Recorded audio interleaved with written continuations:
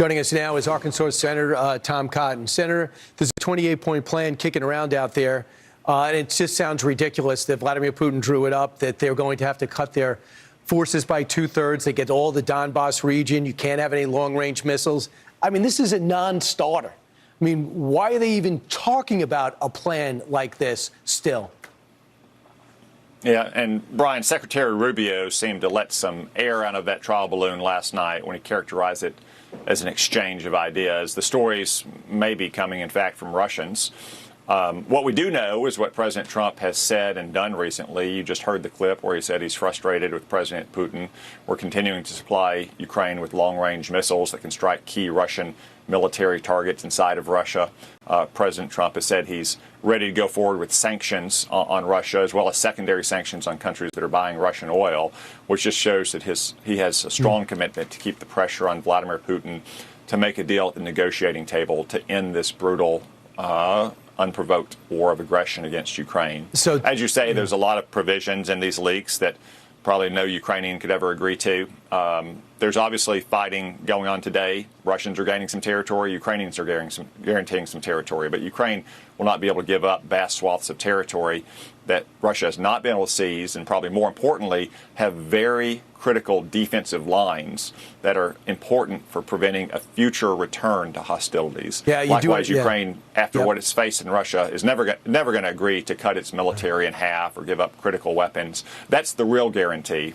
You know, the West gave Ukraine security guarantees in 1994 under Bill Clinton, and we saw what those were worth the next time we had a Democratic president, Barack Obama in 2014, or another Democratic president, Joe Biden in 2022. Ukraine's security guarantees are how many tanks and cannons and drones it has, not empty promises from more Western leaders. And just by the way, tomorrow I think the sanctions kick in with Rosneft and Lukoil, and it's going to cut the India's purchases from those organizations, and they get 40% of their oil from there. So they're going to go elsewhere. So just as these sanctions are about to kick in, Vladimir Putin or the Russians pick up the phone and say, "Hey, I'm ready to talk." Just like when the president was about to give him tomahawks. I hope we don't fall for it again. Let's go over to another hot spot. Are you comfortable with our military buildup in the Caribbean and around the Venezuelan coast? Some Democrats and maybe even some Republicans like Rand Paul are not.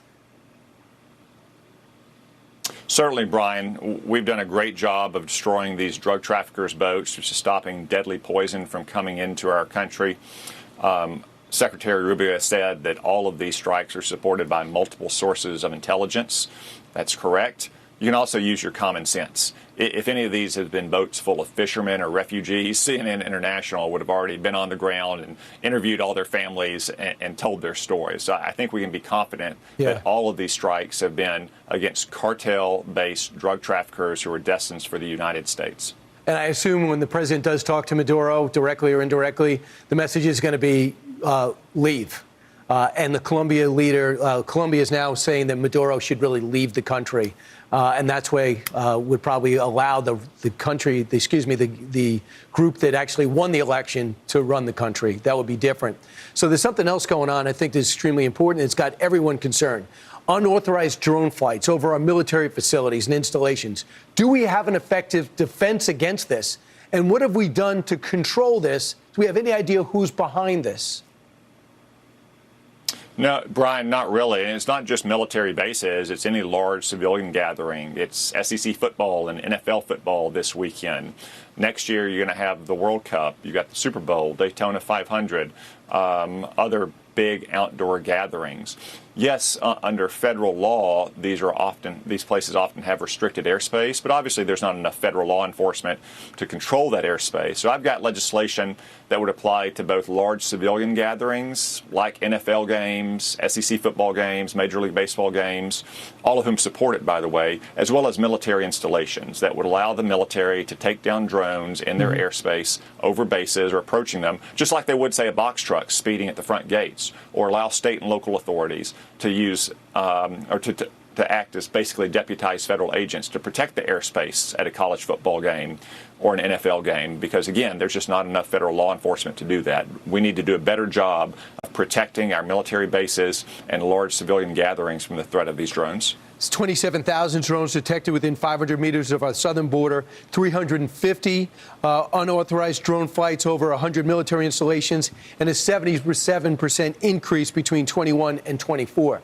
If you see what's happening in Ukraine, you know how if one of these are armed, it changes the game big time. And that's one of your concerns, and that's what you're attacking today. Senator Tom Cotton, thanks so much. Thanks, Brian.